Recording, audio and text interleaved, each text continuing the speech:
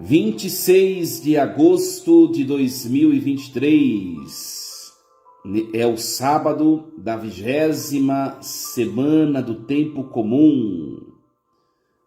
Em nome do Pai, e do Filho, e do Espírito Santo. Amém. Meus queridos filhos e filhas, muito bom dia! Vos saúdo com a paz de Jesus. Que alegria nos reunirmos virtualmente, pelo Instagram, pelo Facebook, pelo YouTube. Louvado seja Deus pela sua vida, pela sua história, pela sua família. Sejam todos bem-vindos. Então, nós estamos vivendo hoje, esse sábado da 20ª semana do tempo comum. Bênção de Deus para cada um de nós. E nós vamos meditar nesse sábado, meus queridos, a primeira leitura que a igreja nos propõe, que é o texto. Nós vamos continuar a ler o texto do livro de Ruth. Hoje o capítulo 2, versículos do 1 ao 3, do 8 ao 11, capítulo 4, versículos do 13 ao 17. Noemi tinha um parente por parte do marido, homem poderoso e muito rico, da família de Elimeleque, chamado Boaz. Ruth, a moabita, disse à sua sogra: permite que eu vá ao campo apanhar espigas, onde possa encontrar quem se mostre clemente para comigo? Noemi respondeu: vai, minha filha. Ruth foi, pois, colher espigas num campo atrás dos ceifeiros. Aconteceu que aquele era justamente o campo de Boaz, parente de Elimeleque. E Boaz disse a Ruth: ouve, minha filha, não vás apanhar espigas a outro campo, e não te afastes daqui, mas junta-te às minhas servas. Observa onde estão ceifando e vai atrás delas, pois ordenei aos meus servos que ninguém te moleste. Quando tiveres sede, vai aos cântaros e bebe da água que bebem os meus servos. Então Ruth, caindo-lhe aos pés, inclinou-se profundamente e disse: como pude encontrar graça aos teus olhos, e te dignaste fazer caso de mim, uma mulher estrangeira? Respondeu-lhe Boaz: contaram-me tudo o que fizeste por tua sogra, depois da morte do teu marido, como deixaste teus pais e a terra onde nasceste, e vieste para um povo que antes não conhecias. Então Boaz tomou Ruth e recebeu-a como esposa. Uniu-se a ela, e o Senhor concedeu-lhe a graça de conceber e dar à luz um filho.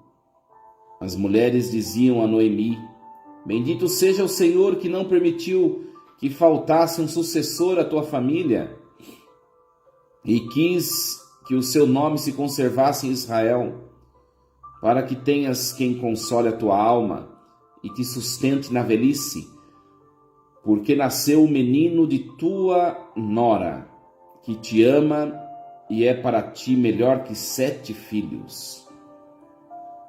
E Noemi tomou o menino, colocou-o no colo e serviu-lhe de ama. As vizinhas congratulavam-se com ela, dizendo: nasceu um filho a Noemi.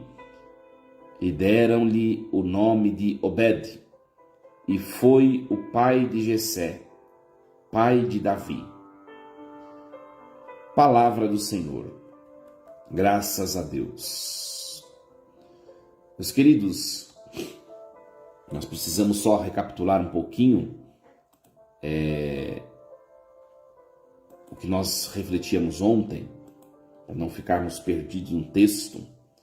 Muito bem, nós estamos na era dos juízes, né? Habitava em Israel um povo, né, uma família, aliás, Elimeleque e Noemi. Acontece que chegou um tempo de fome, de carestia em Israel. E essa família ela sai e vai para uma terra chamada Moabe, que não é uma terra pertencente ao povo escolhido, né? Lá em Moabe, esse casal, Noemi e Elimeleque, eles têm 2 filhos, né? Seus 2 filhos crescem e evidentemente se unem a 2 mulheres, né? Um filho se une a uma mulher que se chamava Orfa, né? E o outro filho se uniu a outra mulher que se chamava Ruth, né? Acontece que morre Elimeleque, que é o esposo de Noemi, e morre também os 2 filhos de Noemi. E as 2 noras dela ficam viúvas, evidentemente. Orfa volta para a terra dos seus pais. E Ruth decide ficar com a sogra. E aí Noemi já não tem mais nada a fazer ali naquela terra de Moabe. Por quê?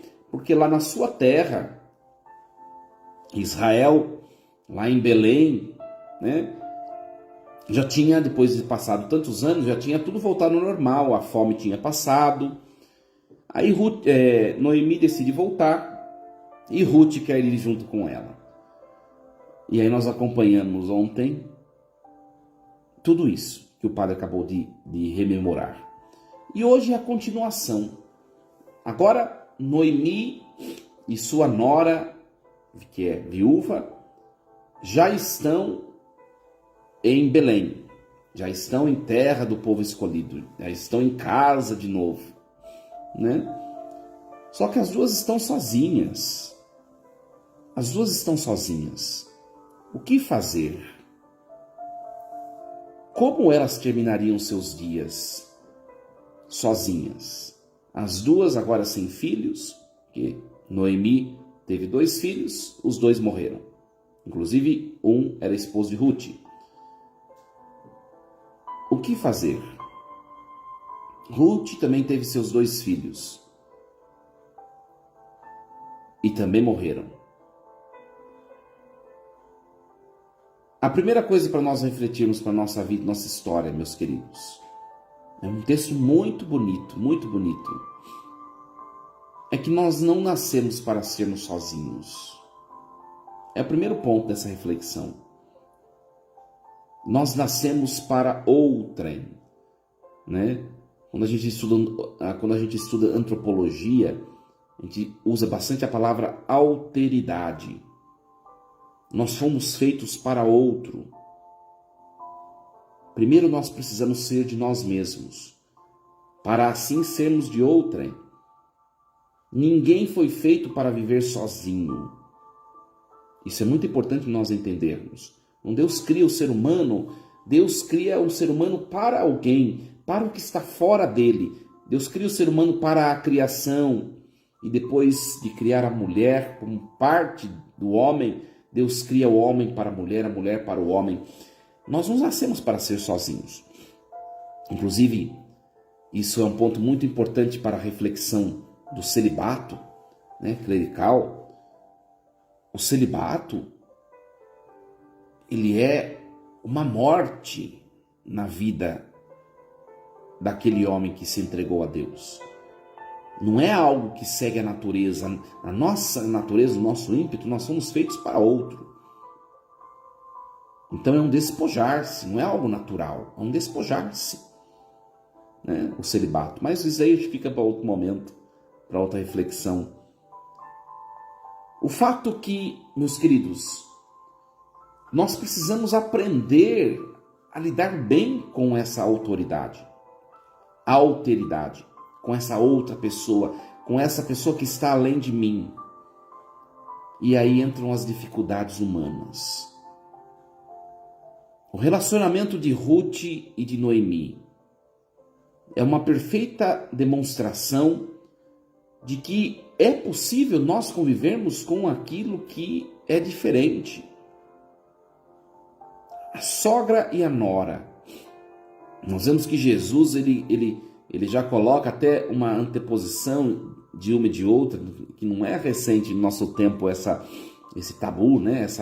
Essa brincadeira que a gente faz de sogra e nora, não é do nosso tempo, já veio desde a era bíblica.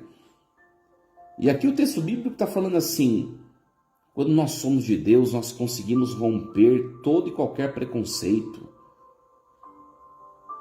Quando nós somos de Deus, nós conseguimos acolher o outro. Nós vemos que Ruth, ela acolhe Noemi, sua sogra, e ela se decide por cuidar da sua sogra. Ela não tinha nenhuma obrigação, ela não tinha nenhum dever de fazê-lo. Ela o faz por amor. Meus queridos, nós precisamos aprender, né, que nós temos de conviver com as pessoas. Eu vou ser bem categórico, né? Eu convivo com muitas pessoas, leigos, clérigos, e eu vejo tanto num meio quanto de outro, que as pessoas elas se limitam, elas se isolam, elas querem se auto-preterir, auto-excluir. Isso não pode ser uma realidade presente na vida daquele que se diz cristão. Não pode. Não pode. Acolher o diferente, ser uma bênção, um favor na vida daquele que precisa, isso é dom de Deus. É dom de Deus. É nessas situações como Ruth e Noemi que nós vemos a demonstração do verdadeiro amor. Porque olha, eu cuidar das pessoas que eu amo, que são tão possível, e isso daí é sugestivo, é esperado.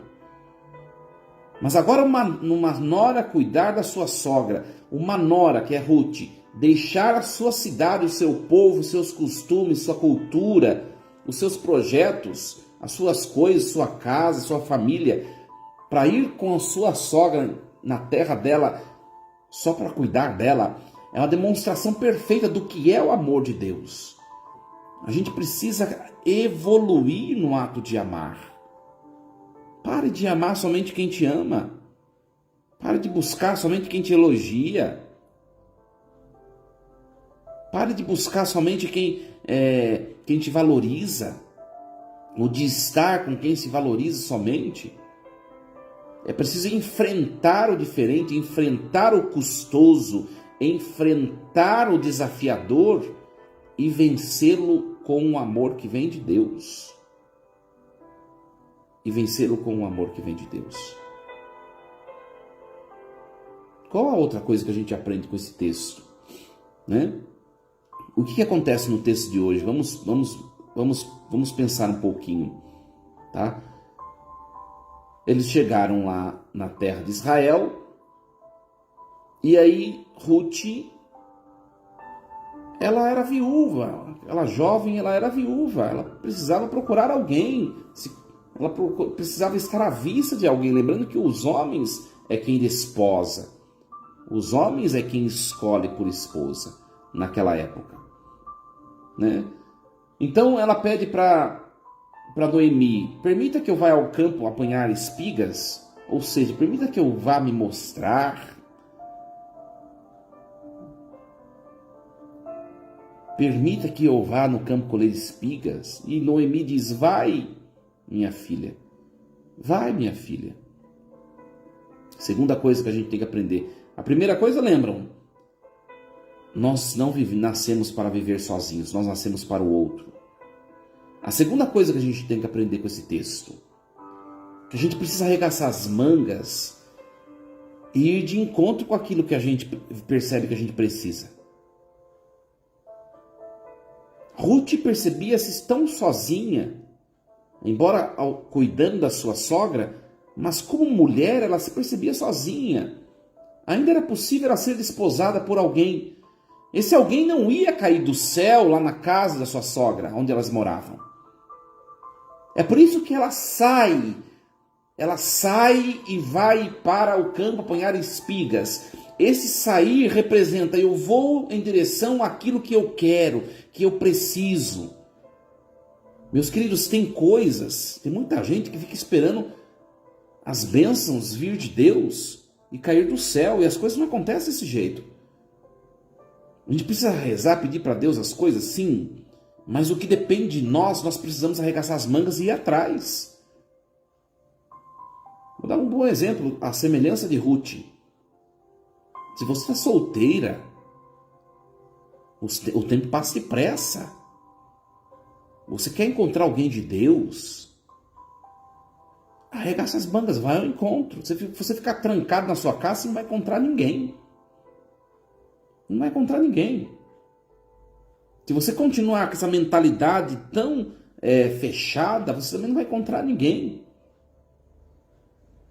Se você quer encontrar alguém de Deus, você não vai num bar procurar pretendentes. Você não vai num lugar de promiscuidade, num lugar de libertinagem procurar ninguém, se você quer alguém de Deus. Ajuda. Contribua com Deus para que Ele possa fazer a parte dele. Saia com os amigos, seja uma pessoa inteirada, vá em eventos.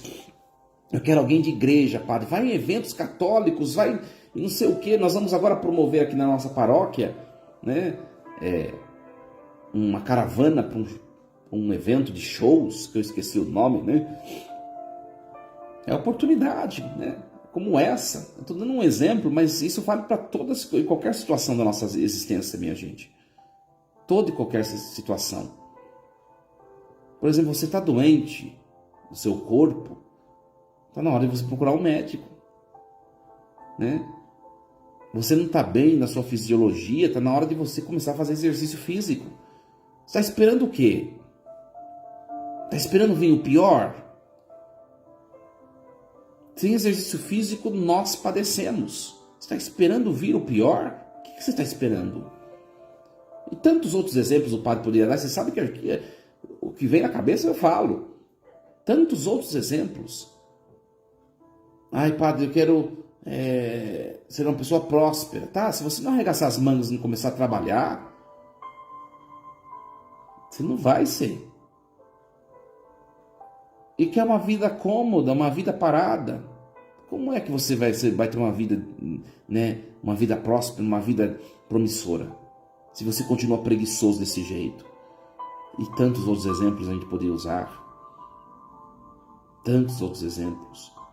Às vezes, minha gente, a gente vê pessoa que fica só reclamando da vida, né? A gente vê na igreja, né? A igreja ajuda muita gente. Mas tem muita gente que se acostumou com a pobreza, sabia? Desculpa me falar. Tem gente que se acostumou em viver de ajuda dos outros. Isto é um declínio humano. Não estou dizendo que uma hora ou outra a gente não vai precisar. Todos nós estamos propensos a precisar de alguém.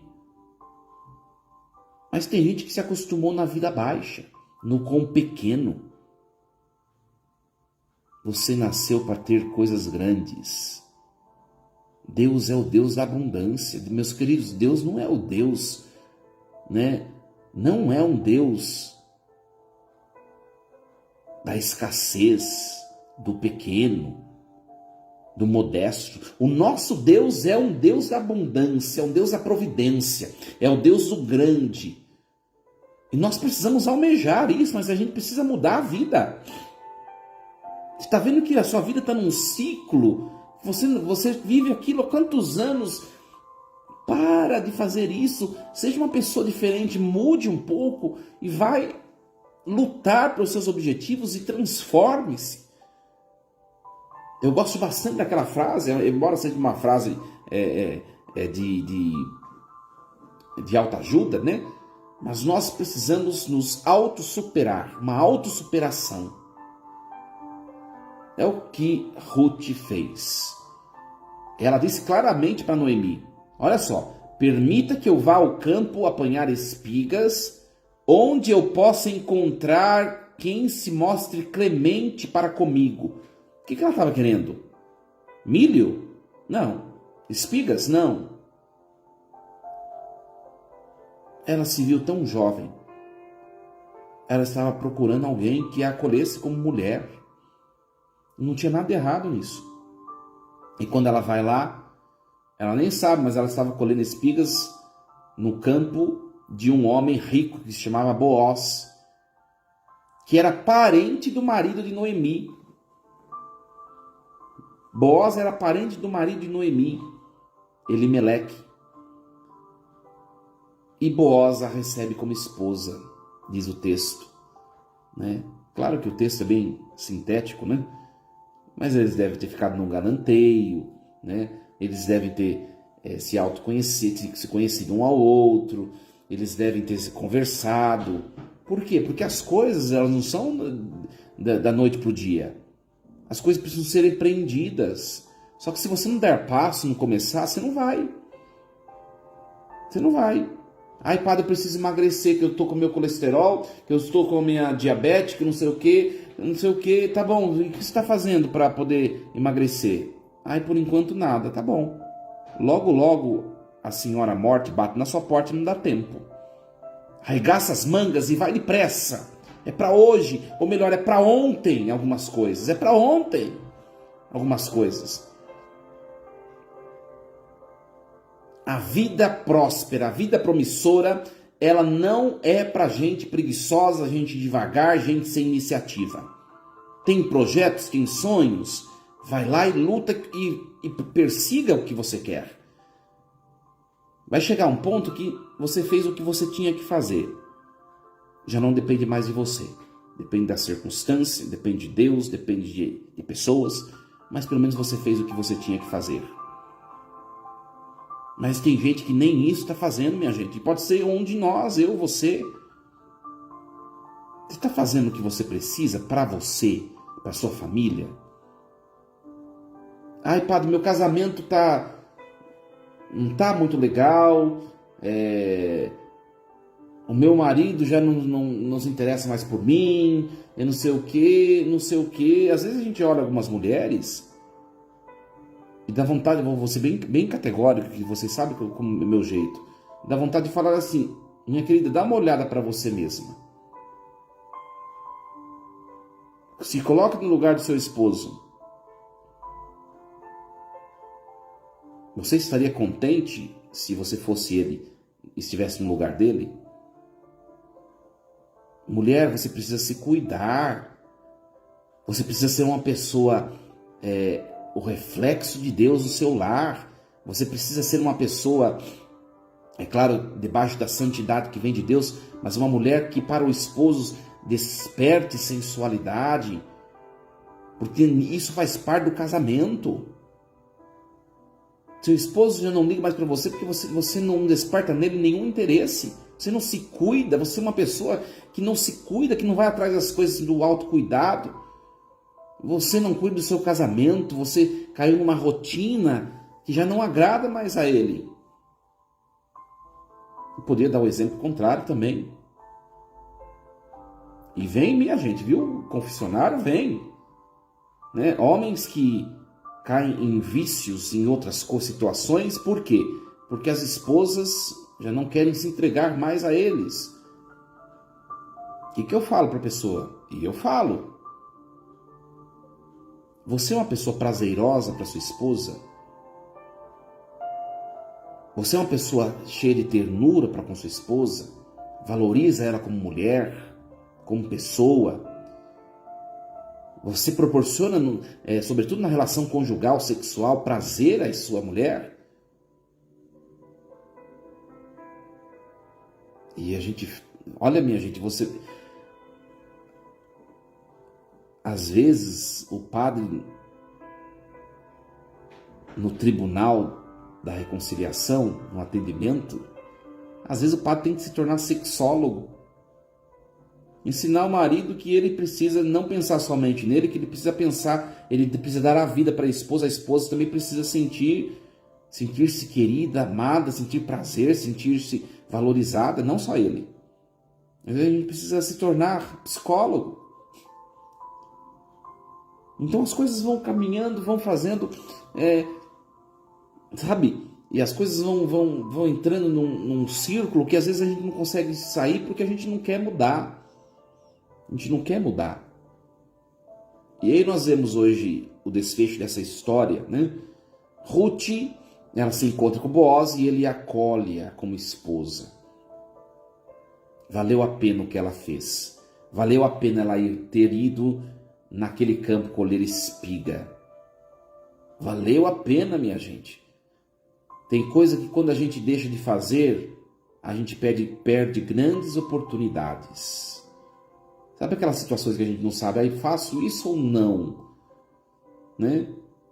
É melhor você fazer, se não der certo, não tem problema, você recomeça. Mas eu acho que é bem pior você deixar de fazer e depois você ficar pensando, como seria a minha vida se eu tivesse feito aquilo? Nem tudo nós acertamos. Às vezes nós erramos. Às vezes não dá certo. Recomeça. Mas pelo menos você tentou fazer. Pelo menos você tentou fazer. Ora, vamos continuar com a história. Boaz. Então, primeira coisa que a gente aprende do texto de hoje, que a gente não foi feito para viver sozinho.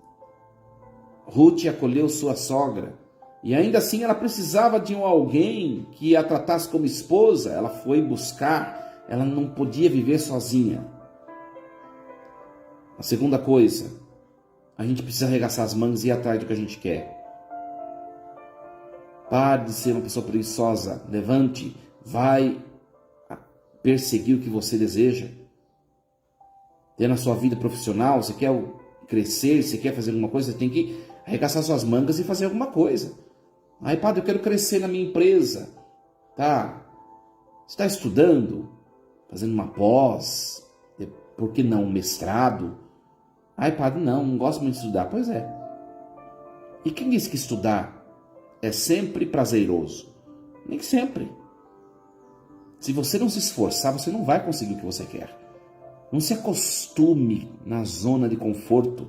Não se acostume com coisas baixas. Você pode ser uma pessoa, um homem, uma mulher brilhante, estupendo, dê passos. Essa é a segunda coisa. E depois disso o texto continua, né?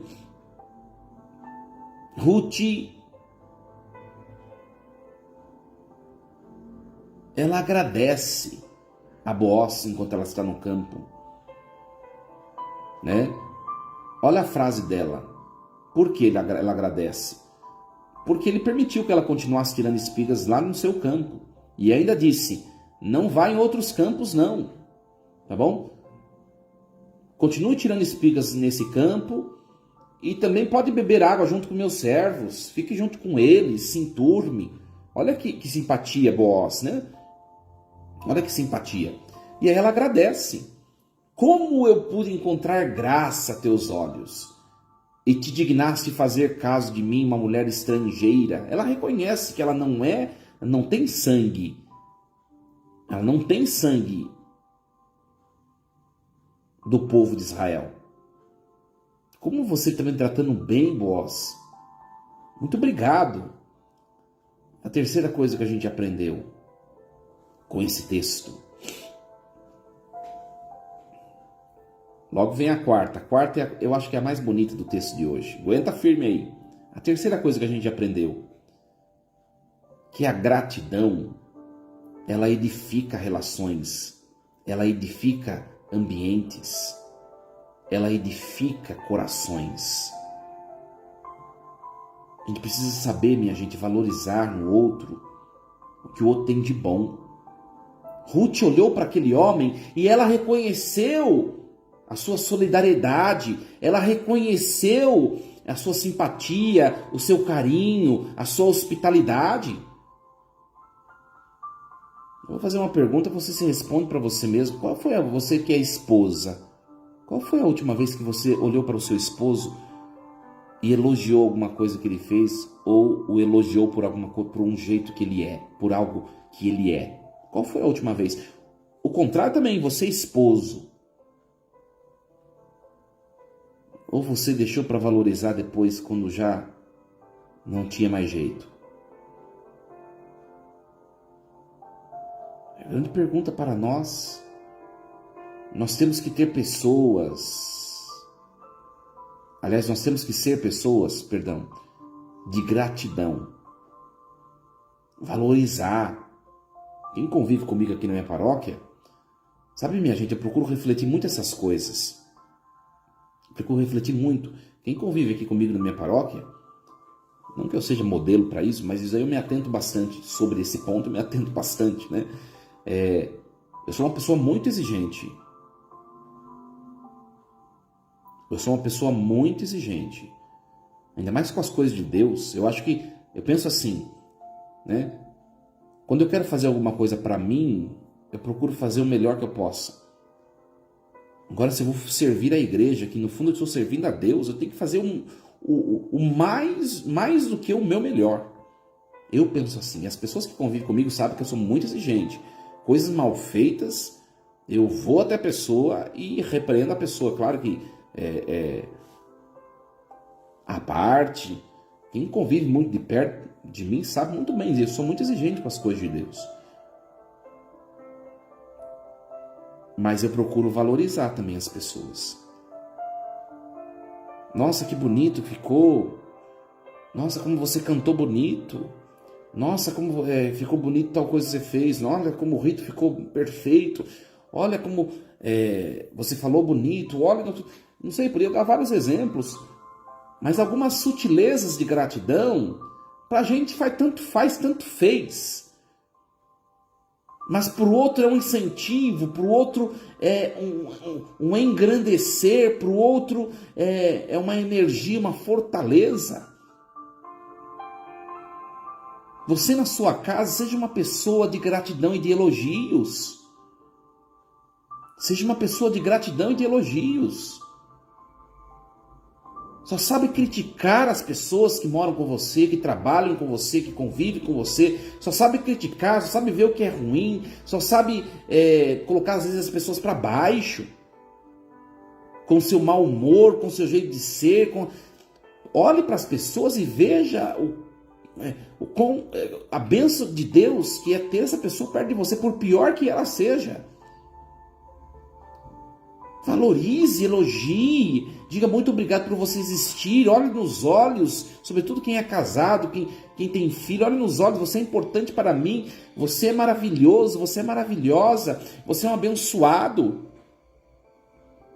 As pessoas, as famílias estão se degradando na espiritualidade por falta de gratidão, minha gente. Por falta de gratidão. Palavrões, às vezes maldições dentro do seio familiar, você está se autodestruindo. Pare. Né? Pare. Uma vez escutei uma palavra que arrepia, né? Arrepia o corpo inteiro, uma palavra desgraçado. Como pode algum familiar chamar aquela pessoa que diz amar de desgraçado? Sabe o que é desgraçado? É uma pessoa que vive nessa vida já um inferno. Isso, quando eu chamo alguém de desgraçado, eu falo assim, você é sem Deus, que Deus suma da sua vida. Quando eu chamo alguém de desgraçado, é isso. E palavrões e ofensas e defeitos e coisas. Paremos, sejamos pessoas do valor. Valorizar o outro. Deixa eu passar para o quarto ponto e último, porque senão não vai dar tempo. Já estamos extrapolando nosso tempo. Que é o ponto mais importante. É o ponto mais importante. Boaz respondeu para Ruth. Presta atenção nesse quarto ponto, é o mais importante. É o cume da reflexão de hoje. Tomara que não caia a internet. Boaz respondeu: Ruth, contaram-me tudo o que fizeste por sua sogra, depois da morte do teu marido. Contaram-me como tu deixaste teus pais e a terra onde nasceste e vieste para um povo que antes não conhecias, tudo para não deixar sua sogra só. Qual que é esse quarto ponto? É o mais importante, preste bem atenção. Meus queridos, todo bem que nós fazemos, ele produz consequência benevolente na minha vida, na vida do outro e na vida do cosmos. E daí que quando a gente estuda escatologia, a gente estuda, no fundo, as consequências das nossas ações boas, como também as consequências dos nossos pecados. Às vezes gente que fala assim, um pecadinho, não sei o quê. Cada pecado prejudica a mim, o outro e a criação inteira. Aí, padre, mas eu não enxergo. Pois é, você não enxerga, mas no dia do juízo você vai ver. Boaz, ele ficou sabendo de tudo que Ruth fez. E é por isso que ele a acolheu, a tratou bem e a desposou. A acolheu como esposa. Meus queridos, sejamos pessoas do bem. Nós vamos colher isso. Pessoas que plantam o mal, se não colher agora, colhem depois o mal. Plantemos o bem, que nós nos esforcemos para vivermos o amor supremo que vem de Deus. Padre, mas ninguém me valoriza, ninguém me reconhece, ninguém olha para mim, ninguém elogia nunca as coisas que eu faço. Continue no bem. Continue no bem, porque você será retribuído no tempo devido. Se não for nessa vida, será na outra. Não desista de ser uma pessoa benevolente, uma pessoa que ama, uma pessoa que doa a vida. Não desista, não desista. Quando Ruth, lá em Moabe, na sua terra, ela diz para sua sogra Noemi, eu vou com você para sua terra, Belém. Noemi fala assim, a sogra, né? Fala, Ruth, mas você tem a sua terra aqui, sua cultura, sua família, sua casa, seus parentes, seus sonhos. Ela vai. Ela não sabia que ela ia se encontrar com Boaz, que ela iria ser desposada por Boaz pelo bem que ela fez a Noemi. Se ela não tivesse ido e feito, ela não teria colhido a bênção que foi fruto da sua bondade. Seja uma pessoa boa, faça o bem, ajude, não olhe o valor, não olhe o mérito, o merecimento do outro, faça. A retribuição virá, a retribuição virá, com toda certeza. Jesus mesmo fala no Evangelho, quem semeia com largueza, colhe com largueza. Dê o seu melhor em tudo que você faz. Às vezes a gente vê, as pessoas às vezes estão diante de Deus, sabe, minha gente? Rezam, estão diante de Deus e depois no trabalho, pessoa de braço curto, pessoa indisposta a ajudar no que precisa. Está alguma coisa incongruente. Seja a sua melhor versão. Dê o melhor que você pode dar naquilo que você é convidado a fazer. Não seja escasso, não seja preguiçoso, não retenha os seus dons, os seus talentos. Dê o seu melhor e a retribuição virá. Com toda certeza. Com toda certeza. Palavra belíssima, né, minha gente? Que lindo. Que linda a palavra de Deus. E aqui eu vou encerrar, senão vai cair a transmissão. Desejo a você um sábado abençoado, cheio de Deus. Guarde esses 4 pontos da reflexão de hoje. Você precisa do outro. Você não nasceu para ser sozinho. Você precisa do outro. Você precisa perseguir os seus sonhos, seus projetos. Saia da zona de conforto.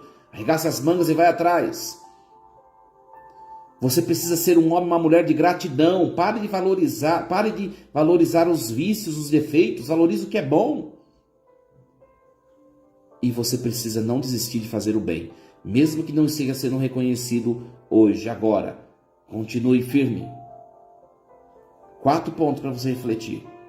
E eu vou dar um dever de casa para você, se você está fazendo essa quaresma de São Miguel, e está fazendo penitência. Nesse fim de semana, no convívio familiar ou com os amigos, mostre a sua melhor versão. No seu bom humor, na sua solicitude, no seu serviço, no seu carinho, no seu afeto com os outros, de modo que os outros percebam o que está acontecendo. Seja a sua melhor versão. Um excelente fim de semana a todos. O Senhor esteja convosco. Ele está no meio de nós. Abençoe-vos, Deus Todo-Poderoso, Pai e Filho e Espírito Santo. Amém. Sábado, seja um sábado cheio de alegria para você, tá bom? Segunda-feira nós voltamos com a nossa quaresma, com as nossas bênçãos e com a nossa reflexão da liturgia da igreja. Força e coragem, e lembremos-nos sempre, Deus está no comando de tudo. Tchau, minha gente, bom fim de semana. Deus os acompanhe e os proteja sempre.